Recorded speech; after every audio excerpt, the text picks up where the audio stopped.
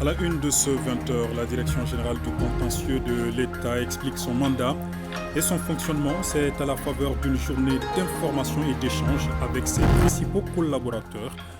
L'on retient que la structure œuvre au quotidien pour la défense des intérêts de l'État. Le gouvernement au chevet des déplacés à Zantigila, à Sénou et Sogoniko. La ministre de la Santé et du Développement social met à leur disposition des tonnes de vivres et autres kits de dignité. C'est une marque d'attention et de soutien des autorités de la transition à cette couche vulnérable. Dixit, colonel Assaba Diallo Touré.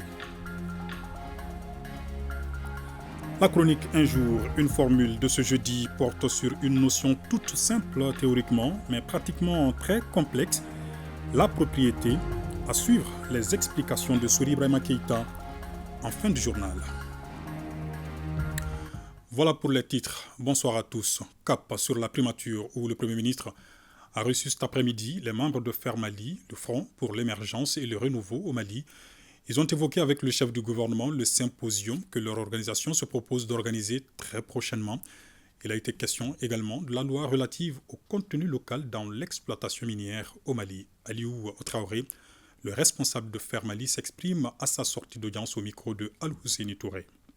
Là pour faire la présentation de notre symposium qui aura lieu le 29 et le 30 et qui va beaucoup parler du contenu local, la loi sur le contenu local. Donc c'est Fermali qui a initié le projet de loi sur le contenu local et ce projet de loi a été adopté et nous sommes là pour non seulement remercier le Premier ministre et également présenter le programme du symposium. Fermali, c'est une association politique qu'on a mis en place par 2 ingénieurs et puis un juriste. Parce qu'on s'est dit, bon voilà, il faut faire profiter les Maliens le maximum possible sur le chiffre d'affaires que les mines font en termes d'achat et services. Donc c'est pour cela les gens de Fermali se sont mis ensemble. Donc on a créé cette association et on a lancé le mouvement. Et aujourd'hui, on est arrivé à la conclusion de la première phase. Maintenant, on est à la deuxième phase. La deuxième phase consiste à regrouper tous les fournisseurs et sous-traitants qui sont autour des mines pour vraiment faire face à la troisième phase qui est l'application de la loi. La ministre de l'Entrepreneuriat national, de l'Emploi et de la formation professionnelle au Conseil national de transition, elle y a rencontré les membres de la commission en charge de l'entrepreneuriat. Objectif, partager avec eux les voies et moyens visant à favoriser la création d'emplois pour réduire le taux de chômage au Mali. Mamadou Fane. La crise multidimensionnelle qui traverse notre pays a eu un impact négatif sur l'emploi et particulièrement l'emploi des jeunes. En rencontrant la commission promotion de la femme, de l'enfant, de la famille, de l'entrepreneuriat, de la jeunesse et des sports du CNT, le ministre de l'Entrepreneuriat national, de l'Emploi et de la formation professionnelle voulait partager avec cette commission sa vision et la stratégie du gouvernement pour booster l'emploi. Cette visite a été vraiment profitable pour nous. Elle tourne principalement autour de 4 points. Le premier point, il s'agira pour nous, comme je l'ai dit tantôt, de travailler sur l'écosystème entrepreneurial. Ensuite, le deuxième volet va porter sur la facilitation de l'accès au financement des entreprises. Et en troisième lieu, il s'agira bien sûr de travailler sur les questions de formation professionnelle. En quatrième point, il s'agira d'aborder des questions spécifiques liées à des couches sociales. Nous ressortons vraiment satisfaits. Les membres de cette commission du CNT ont salué la démarche du ministre, une démarche qui permettra de renforcer le cadre de collaboration entre le CNT et le gouvernement. Madame le ministre nous a parlé de sa vision par rapport à l'emploi, surtout l'emploi des jeunes. Les jeunes qui constituent la majorité de la population est vraiment un souci pour tout le monde, pour toutes les autorités. Donc elle nous a dit comment elle entend travailler pour résoudre ce problème de l'emploi. Le contrôle de l'action gouvernementale par le CNT permet d'évaluer les différentes politiques mises en œuvre. Et c'est tout naturellement que le ministre en charge de l'emploi et de la formation professionnelle a tenu à partager ce moment avec les membres de cette commission. Journée d'information et d'échange autour du mandat, de l'organisation, du fonctionnement et des techniques d'intervention de la stratégique direction générale du contentieux de l'État. Elle a permis de partager aussi certaines préoccupations de la structure avec ses principaux collaborateurs. Le but est de créer un meilleur cadre de collaboration entre la direction générale du contentieux et les acteurs qui concourent à la défense des intérêts de l'État. Nouhoum Sissoko. La DGCE, Direction générale du contentieux de l'État, est un service qui a toujours existé dans l'architecture institutionnelle, mais demeure peu connu du grand public en dépit de ses fonctions et des résultats engrangés dans le domaine de la préservation des biens et des intérêts de l'État. Et pour rendre plus visible cette structure centrale, la Direction du contentieux de l'État a organisé une journée d'information et d'échange avec ses principaux acteurs. Il s'agit pour nous de créer un cadre d'échange utile, fructueux et mutuellement avantageux dans la perspective d'améliorer davantage les rapports de travail en précisant clairement le rôle et la responsabilité de toutes les parties qui participent à cette mission. Lorsqu'il s'agit de la défense des intérêts généraux de l'État, tout le monde doit se mobiliser et tout le monde doit aider la Direction générale du contentieux de l'État à mieux défendre les intérêts de l'État qui sont en définitive nos intérêts à nous tous. La défense des intérêts de l'État constitue l'un des axes prioritaires des autorités de la transition et la DGCE s'inscrit dans cette dynamique. Suivant les données de son rapport annuel 2022, la Direction générale du contentieux de l'État a traité 850 dossiers contentieux de l'État sur lesquels 100 décisions de justice ont été rendues et sur lesquels 83 ont été favorables à l'État et 17 défavorables. Ces résultats plus ou moins satisfaisants ne doivent pas faire oublier que cette structure connaît beaucoup de difficultés. Parmi celles-ci, on peut noter l'insuffisance du personnel, la faiblesse des ressources financières et matérielles allouées aux services et parfois l'insuffisante collaboration des services publics dans le traitement et le suivi des procédures judiciaires. Les conclusions issues de cette journée d'information et d'échange permettront de renforcer la collaboration entre la DGCE et ses partenaires pour une défense efficiente des intérêts de l'État. 52e conseil d'administration de l'ORTM, une session essentiellement consacrée aux procès-verbaux des 2 dernières sessions, le rapport d'activité et le budget 2022. À l'ouverture des travaux, le ministre de la Communication, de l'Économie numérique et de la modernisation de l'administration a salué la résilience et la performance de l'ORTM dans un contexte particulièrement difficile. Fousseni Tunkara. C'est un ministre fier de l'ORTM, l'une des structures clés de son département, qui s'est adressé à l'assistance à l'entame des travaux de cette 52e session du conseil d'administration de l'Office. J'ai saisi cette occasion pour saluer les efforts de la direction générale et de tous les personnels pour la réussite de la mobilisation sociale et de la couverture médiatique des événements de portée nationale, comme la Biennale artistique et culturelle tenue à Mopti en juillet dernier, les visites du chef d'État en Russie et dans certaines régions de notre pays, et récemment le lancement de la Coupe de football à Assimi Goïta à Koulikoro, entre autres. Un événement culturel majeur a retenu mon attention cette année. C'est l'organisation par l'ORTM du Festival Bal des costumes traditionnels, que vous aviez bien organisé au cours du mois de mai dernier. Cette fête qui a revêtu un caractère véritablement national a véritablement réuni et réjoui nos compatriotes autour de nos pratiques sociales et de nos savoir-faire artistiques et culturels. 3 points étaient inscrits au menu de cette session. Il s'agit de l'examen des procès-verbaux des 2 dernières sessions, le rapport d'activité et le budget 2022. Elle se tient dans un contexte particulier marqué par de grands défis pour l'ORTM. Cette session s'y tient à un moment où notre pays traverse une situation politique très complexe, marquée par la lutte farouche que nos forces de défense et de sécurité mènent contre les terroristes et les bandits de tout acabit. L'autre défi majeur est l'organisation et la réussite des différents scrutins en cette année électorale. Il s'agit pour nous de réussir la mobilisation sociale et la couverture médiatique des élections locales, régionales, législatives et présidentielles. Les grilles radio et télévision actuellement en vigueur ont pris en compte la spécificité électorale de cette année. Des espaces de débat et d'information ont été pour permettre à nos compatriotes d'être mieux imprégnés des enjeux liés à ces questions nationales.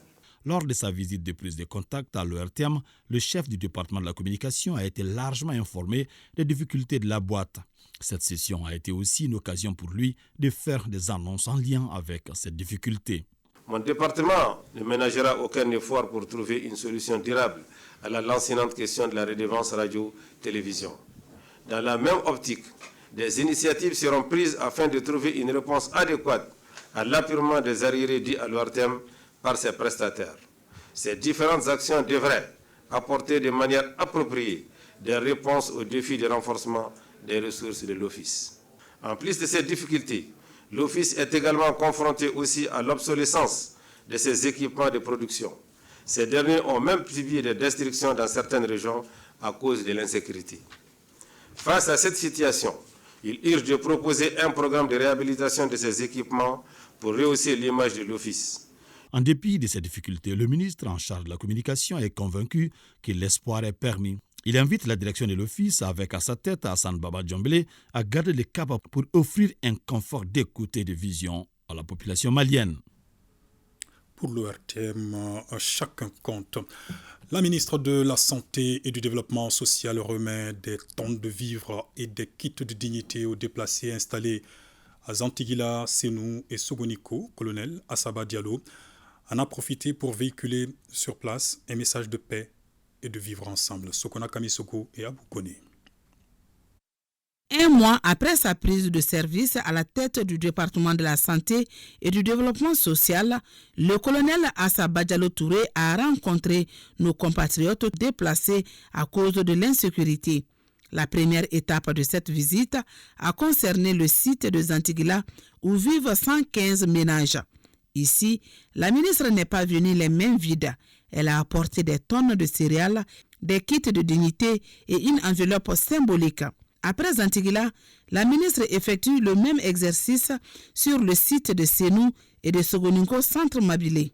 C'est pour les rassurer, leur dire que les plus hautes autorités de la transition, à commencer par son Excellence le colonel Assimi Goïta, pensent à eux, le chef du gouvernement, le docteur Shogel Kogala Maïga, toutes les autorités de la transition.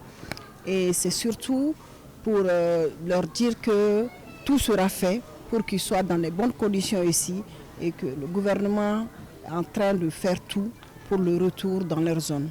Nous sommes aujourd'hui avec le chef des coordinateurs des humanitaires et en début de semaine on avait fait une réunion et il y a à peu près 188 ONG qui œuvrent dans l'humanitaire et maintenant nous allons faire une cartographie de ces humanitaires-là, savoir qui fait quoi et où pour le bonheur des populations maliennes. Nous avons ensemble décidé de travailler main dans la main pour apporter notre assistance aux populations qui en ont besoin. Et ces personnes, comme nous l'avons discuté avant Madame la ministre, elles ne veulent pas être ici. Ces personnes préfèrent être chez eux. Mais quand ces personnes sont dans des conditions comme elles sont ici, dans ce centre Mabilé, il est important donc qu'on leur apporte de l'appui et de l'assistance. Les porte-paroles des déplacés ont salué la démarche et ont émis le vœu d'un retour rapide de la paix et de la stabilité dans le pays. Formation à Bamako des agents de l'administration publique impliqués dans la mise en œuvre du cadre stratégique de la refondation de l'État. Ils s'approprient les outils nécessaires au suivi du processus afin d'en faire une dissémination à une échelle plus large. Batraoré. Après la rencontre du 2 février 2023 qui avait réuni les secrétaires généraux des départements concernés, l'équipe du comité indépendant de suivi et évaluation de la refondation de l'État censuré ANR poursuit son travail de dissémination. On a dépassé le cap des secrétaires généraux. Aujourd'hui, ce sont les experts des départements ministériels, c'est-à-dire les experts qui sont dans les comités et chargés de vérifier si les recommandations sont en train d'être mises en œuvre par le gouvernement. Maintenant, c'est, si vous voulez, le contrôle. Aujourd'hui, tout le monde est là, on présente et on s'accorde sur les mots, les concepts. Quand on dit on transforme, il faut qu'on soit d'accord sur la transformation. Quand on dit qu'il y a changement, il faut qu'on soit d'accord sur le changement. De nombreuses présentations seront faites par les experts et les membres du comité de suivi des plans d'action sectoriels de la refondation pour le suivi de la mise en œuvre du cadre stratégique de la refondation de l'État. Nous osons espérer que cette formation permettra de promouvoir, dans un cadre concerté, l'émergence d'une masse critique d'agents de l'administration impliqués dans la mise en œuvre des plans d'action du cadre stratégique de la refondation de l'État. Prévu pour être mis en œuvre en 5 ans, le cadre stratégique de la refondation de l'État comporte le plan d'action de la refondation de l'État et celui d'action prioritaire du gouvernement de transition. Et puis les recommandations issues des assises nationales de la refondation au Mali au centre d'une autre rencontre d'information. Elle regroupe celle-ci les directeurs et chefs des services du ministère de la Jeunesse et des Sports chargés de l'instruction civique et de la construction citoyenne. Voyons les détails avec Ibrahim Kaoukonaté et Abou Kone. Cette rencontre a permis au cadre du département de la jeunesse et des sports chargé de l'instruction civique et de la construction citoyenne de s'imprégner du contenu du document du cadre stratégique de la refondation de l'État issu des assises nationales de la refondation. Nous avons estimé qu'il était important de nous approprier ces nouveaux axes-là, de nous approprier tous les aspects, tous les contours liés à la refondation. Que ça nous aide à comprendre et à réaliser que les actes que nous devons poser devraient aller dans un effort d'ensemble. À travers une présentation, les axes prioritaires des recommandations ont été largement expliqués par les organisateurs. On a réuni à l'occasion des assises nationales de la refondation le peuple malien en bien des endroits. Et un rapport final a été fait. Et voilà la commande des Maliens. Il fallait donc transformer ça en document de stratégie qui permet de mettre les attentes des Maliens en œuvre. Et c'est le cadre stratégique de la refondation qui a été élaboré, d'accord, qui est donc en fait le document d'approche pour la mise en œuvre des recommandations issues des assises nationales de la refondation. En ce qui concerne le ministère de la Jeunesse et des Sports chargé de l'instruction civique et de la construction citoyenne, les axes prioritaires sont le retour du service national des jeunes, le développement du sport interscolaire, le mouvement pionnier et l'augmentation des infrastructures sportives. C'est parti pour la formation de 1200 jeunes venus des 8 communes du district de Bamako. La session porte sur la brigade citoyenne pour le bien-être de la communauté, une initiative du ministère de la Jeunesse et des Sports chargée de l'instruction civique et de la construction citoyenne. Nous retrouvons Ibrahim Kaoukonaté et Abou Kone.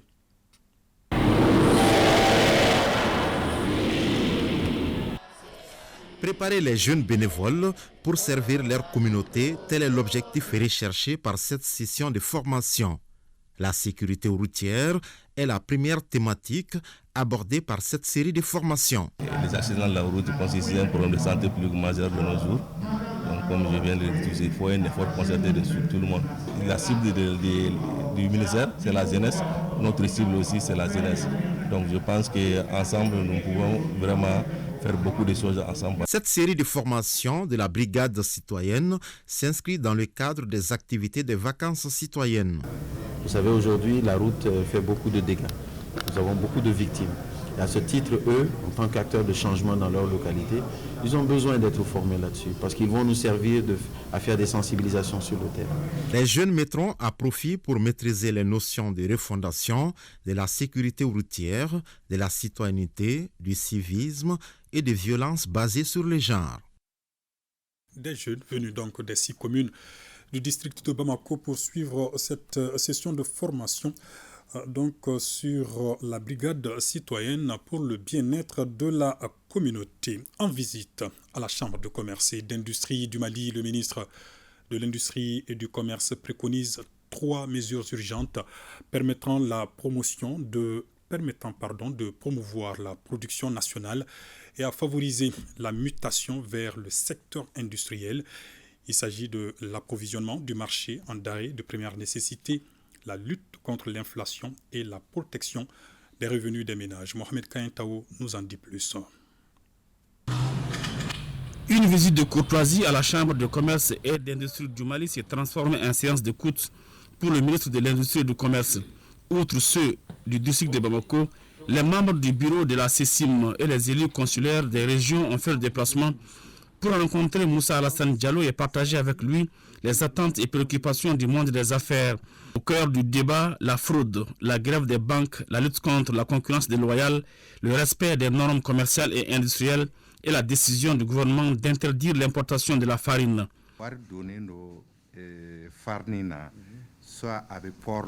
Lorsque le gouvernement prenait cette décision, des opérateurs économiques avaient déjà investi de l'argent pour importer de la farine. Et une grande quantité de cette denrée est stockée dans certains ports. J'exhorte les autorités à permettre à ces opérateurs économiques de pouvoir acheminer les conteneurs.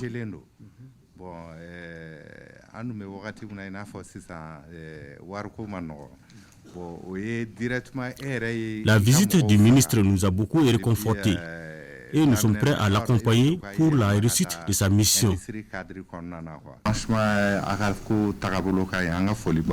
Dès sa prise de fonction, le ministre de l'Industrie et du Commerce a mis en place des stratégies urgentes visant à approvisionner le marché en denrées de première nécessité, lutter contre l'inflation et protéger les revenus des ménages. Le premier responsable du département en charge de l'industrie rassure les commerçants et opérateurs économiques et fait des suggestions. Nous nous fixons donc comme objectif de conduire une politique qui sera de nature à promouvoir la production nationale. Et cette production nationale doit être de nature à couvrir notre consommation nationale dans tous les secteurs. Une fois que nous avons dit cette politique industrielle, la souveraineté, elle est sécuritaire, elle est diplomatique, mais la souveraineté, elle est aussi économique. Vous ne pouvez pas être un pays dépendant de votre consommation alimentaire à 70% de l'extérieur et à dire que vous êtes souverain. Lorsque vous avez la capacité de produire par vous-même, transformer par vous-même et consommer par vous-même, c'est là où vous assumez votre souveraineté. La série de questions et réponses et de contributions des uns et des autres ont permis de mieux cerner toute la problématique liée au secteur du commerce. La femme entrepreneur malienne, levier de l'accélération de la zone de libre-échange continentale africaine, ZLECAf, thème d'une conférence tenue à la FSEC, Faculté des sciences économiques et de gestion de Bamako. Elle est initiée par le réseau des femmes universitaires enseignantes du Mali. Adama Traoré. Le réseau des femmes universitaires enseignantes du Mali, REFIMA, entend apporter son expertise pour la promotion de l'entrepreneuriat des femmes, d'où cette conférence débat. Une rencontre qui a pour thème la femme entrepreneur malienne, levier de l'accélération de la zone de libre-échange continentale africaine, ZLECA. Je souhaite vivement que nos contributions aideront à trouver des voies et moyens pour rendre l'entrepreneuriat féminin malien vigoureux et intégrateur continental pour un Mali économiquement prospère. La cérémonie de ce matin prouve à suffisance que le réseau des femmes universitaires enseignantes du Mali est engagé pour la défense de l'autonomisation des femmes. Les parrains, par ailleurs, ministre en charge des Maliens de l'extérieur et sa collègue de la promotion de la femme, de l'enfant et de la famille ont exprimé leur volonté d'accompagner le réseau dans sa démarche. Nous devons travailler ensemble pour identifier non seulement les défis qui assaillent l'entrepreneuriat féminin, mais aussi y trouver des solutions appropriées dans un contexte d'intégration. Qu'elles soient entrepreneurs, qu'elles soient professeurs, qu'elles soient dans tous les secteurs de la vie, elles sont des moteurs incontournables pour que cette zone de libre-échange soit une réussite. Les pieds sur l'accélérateur, les conférencières du jour ont tenu à encourager l'entrepreneuriat des femmes. Selon elles, investir dans la promotion de la femme, c'est investir utile. Forum sur l'innovation et la transformation du secteur financier par la technologie au Mali.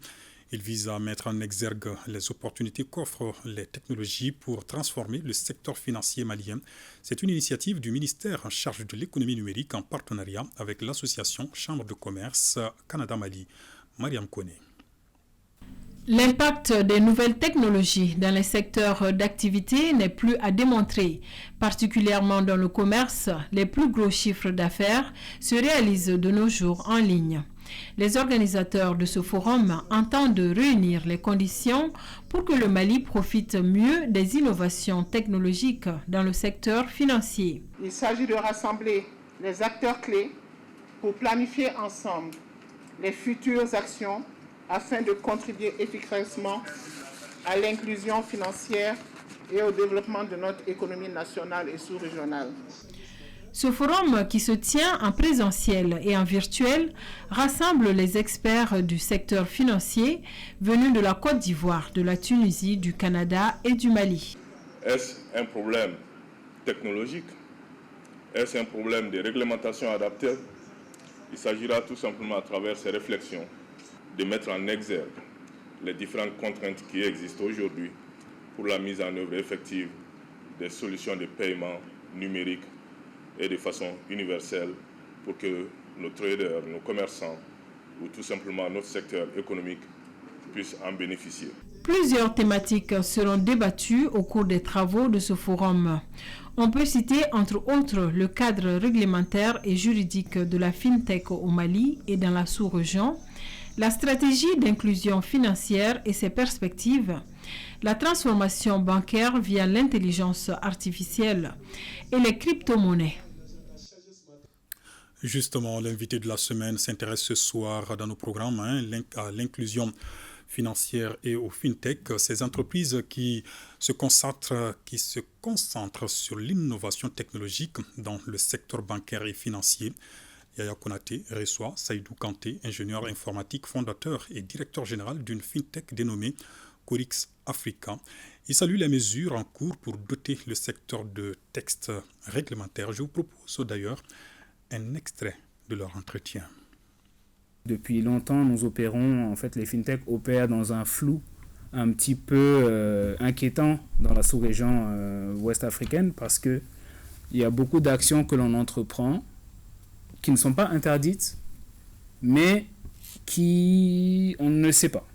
Donc, ce serait dommage qu'on bâtisse des choses et que demain, on vienne nous taper sur les doigts en nous disant, en fait, finalement, ce que vous êtes en train de faire, vous n'avez pas le droit de le faire. Parce qu'il y a un vide dans la matière. Parce qu'il y a un vide juridique qui est là, il y a une absence de documentation qui fait qu'on est obligé de prendre des décisions à l'aveuglette. Des pays de la sous-région, le Mali par exemple, est-ce que le vide il est aussi important que ça? Il l'est quand même, parce qu'il y a des textes, certes, mais ces textes ont besoin d'être travaillés, ont besoin d'être précisés. Il y a un certain nombre de concepts nouveaux qui n'y figurent pas. Et il y a des redéfinitions à faire, il y a un travail de fond à faire pour réadapter en fait ces textes à la réalité d'aujourd'hui. Invité de la semaine à suivre tout à l'heure, donc après la page météo. À Bougouni, fin du projet intitulé Innovation verte. Il concerne notamment la filière mangue. Les producteurs des régions de Sikasso et de Bougouni et leurs partenaires font le bilan du projet. Jafar Haïdara et Djibril Bagayoko. Cette session marque le premier pas d'une série d'ateliers de clôture du Centre d'innovation verte par cette journée de transfert des produits de capitalisation et de la chaîne de valeur mangue aux différents secteurs de durabilité ici à Bougouni. Lors des 10 ans d'activité menées par le Centre d'innovation verte, qui est aussi appuyé par la GIZ, la coopération allemande. Cette journée va nous permettre d'assurer la pérennité des activités déjà faites. En effet, la mangue présente un potentiel de production annuel de 575 000 tonnes selon le rapport du PCDA de 2019 avec une opportunité de marché confirmée, d'où le sens de l'intervention du projet Centre d'innovation verte depuis 2017 qui fermera ses portes dans quelques mois. Avec le cœur un peu lourd, content parce que vous allez tirer le bilan de 9 années de collaboration ensemble, un peu lourd parce que vous allez continuer de la manière encore plus belle. Nous, en tant que projet, on se retire. Cependant, cette filière est confrontée à de nombreuses contraintes, comme le vieillissement des vergers, le phénomène de changement climatique, la mouche des fruits, la faible organisation des acteurs, le faible accès aux intrants et au financement de la campagne. À noter que la journée a pris fin par la présentation du bilan des activités du Centre d'innovation verte, la projection des films, de panels et la visite des stands.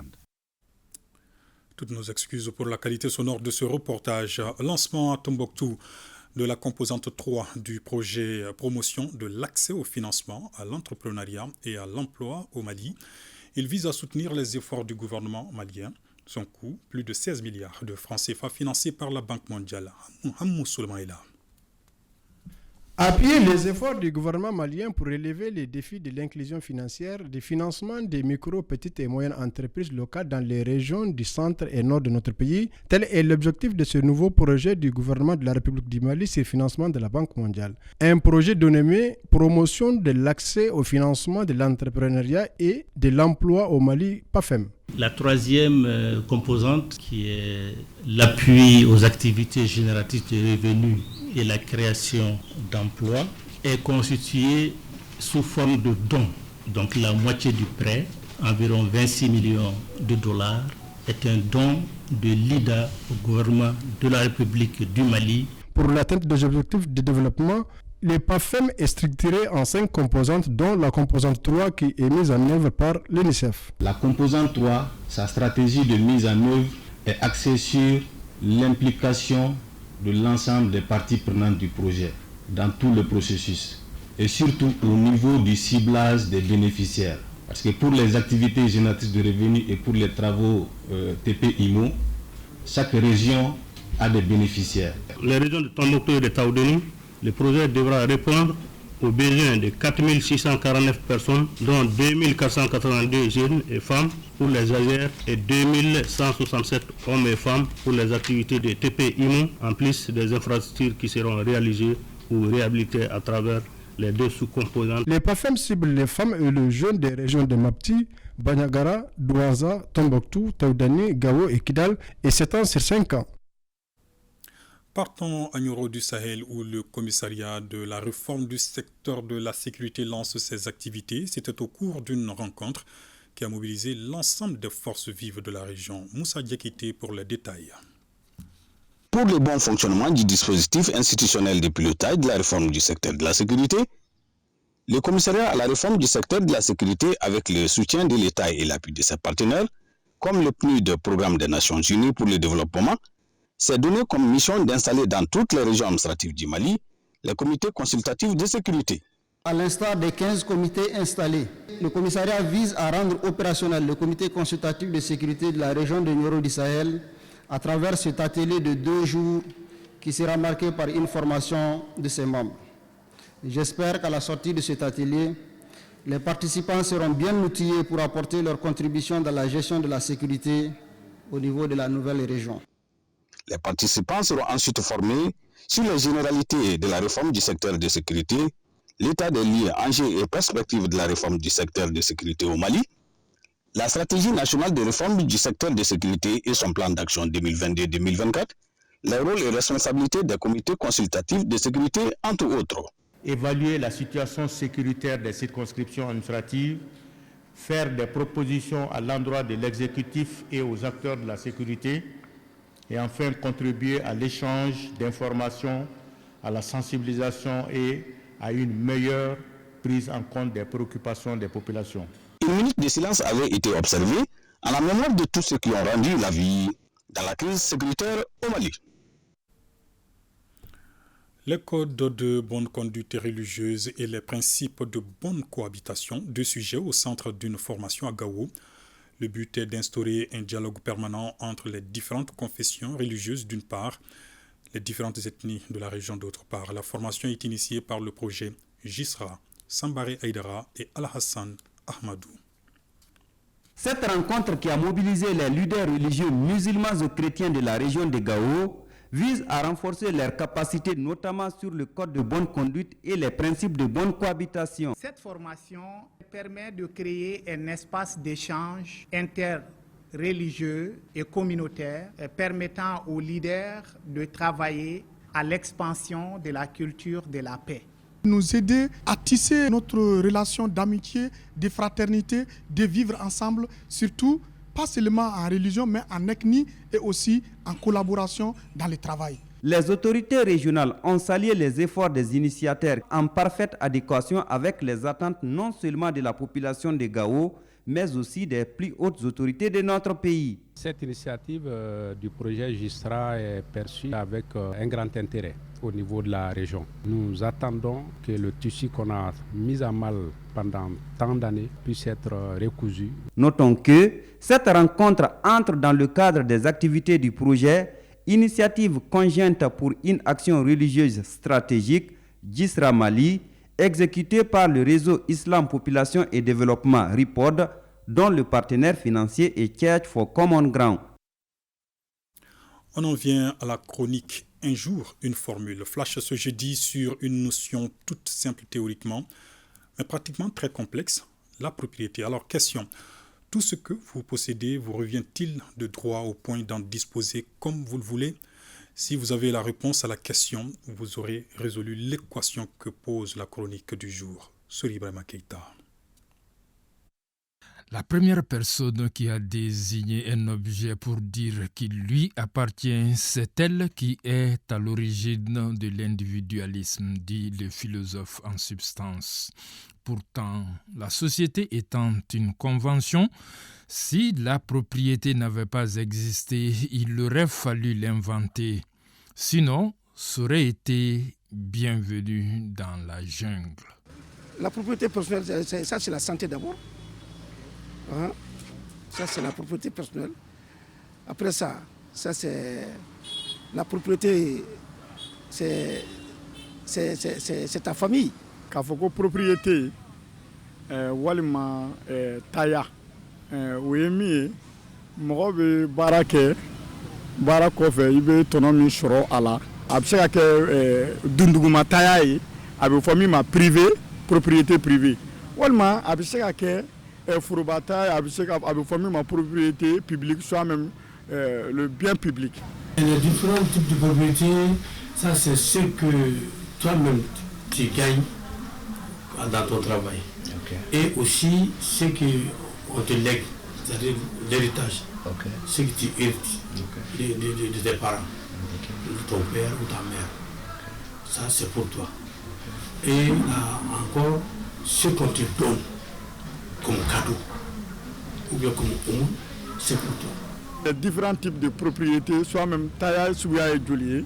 A fɔra ko mɔgɔ I ta bɛɛ I sugu bɛɛ I ta bɛɛ I sun a bɛ fɔ o de ma ko halala I ta bɛɛ I sun bɛɛ o bɛɛ banbannen don fɛn duuru de kan n'i y'o fɛn duuru o sɔrɔ walima ni mɔgɔ min ye fɛn sɔrɔ o fɛn duuru la I ta o ye wa sɔsɔli t'o la fana o fɛn duuru o ye min ye adamaden I ye baara kɛ ka fɛn sɔrɔ n'i ye baara kɛ ka fɛn min sɔrɔ o y'i ta ye I ye min sɔrɔ tiɲɛ la walima cɛ la fɛn sabanan mɔgɔ ye fɛn min sɔrɔ feere la walima falen a bɛ fɔ min ma échange walima sanni na o fɛn fana y'i ta ye a naaninan I ye fɛn min sɔrɔ sɔli la mɔgɔ k'a fɔ e ma ko hɔn ni minɛ duurunan I ye fɛn min sɔrɔ lɔnko gbɛ dɔ t'a la. Dites donc comment vous avez obtenu vos avoirs et nous vous dirons si vous avez une propriété ou un bien illicite. Anw ma diɲɛ jamana ye k'a fɔ ko jamana min taara ɲɛfɛ ko a ye fɛn dɔ sɔrɔ a ta tɛ o y'ale la taga ɲɛfɛ o tɛ se ka kɛ o adamadenw bɛ kisɛya fɛn fɛn na kɛnɛ nin kan yan walima jaba kan n'o ye univers ye o tɛ dɔwɛrɛ o ye taa ɲɛɲinitɔ de nka a sɛbɛ bolo ma cɔ ka fɛn sɔrɔ min t'i ta ye kɔlɔlɔ min b'a la o de bɛ na ni jugumankɛ ye dugu kɔnɔ ni mɔgɔ dɔ ye fɛn sɔrɔ suɲali la an dun b'a dɔn suɲali tɛ ko ɲɛnama ye fɛn sɔrɔlen kɔfɛ ni ko ma b'o la mɔgɔ wɛrɛ fana bɛ taa ɲɔgɔn kɛ o n'o kɛra dugu bɛɛ ma kɛ so ye wa o la ni ɲɛnamaya yɛrɛ fana kɛra ten a bɛ kɛ kurundu tɛ kow la sariya tɛ kow la o la a bɛ kɛ la vie de la jungle. Dans la vie en société comme en religion, nulle malice en matière de propriété, car le bon chemin s'est distingué de l'égarement, et c'est clair comme eau de roche. Ainsi va l'actualité de ce soir sur nos antennes. Merci de votre fidélité. Excellente soirée en compagnie de nos programmes. Au revoir.